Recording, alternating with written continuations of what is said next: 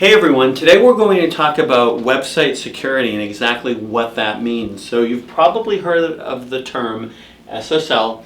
That stands for Secure Socket Layer, and what that means is that any data from the visitor's browser to the website that goes over the internet is going to be encrypted rather than being passed in what we call plain text. So we'll talk about that in a little bit, but I wanted to show you how to even figure out whether or not your website is secure.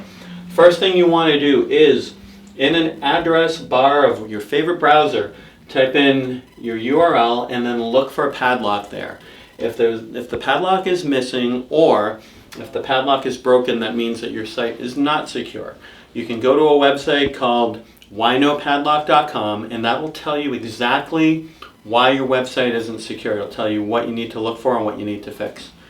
Now, getting back to how this all works and why you want this data to be encrypted. If you have a form on your website or if you're doing e-commerce, anytime anyone is interacting with your website, that data goes over the internet. You want that data to be encrypted because if it's sent in plain text, somebody with a tool called a packet sniffer can intercept that data potentially and read it. If your website is collecting data that's considered either PI, which is personal information, or SPI, which is sensitive personal information, that's things like credit card numbers, date of birth, social security numbers, tax IDs, addresses, all of that information, you definitely do not want that going over the internet in plain text. If it's in plain text, it's very easy to read. If it's encrypted using SSL, it's very, very, very difficult to read. So that's why you want to make sure that this is secure.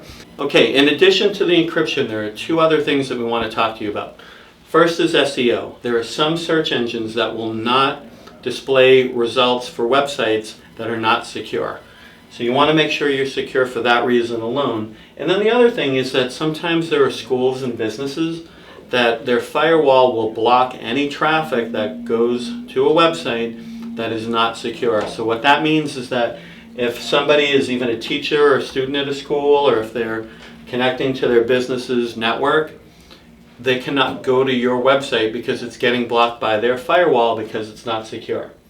If you have any questions about the security of your website, what it means to be secure, any other questions about websites, please reach out to us at jvf.com. We'd love to talk to you and help you.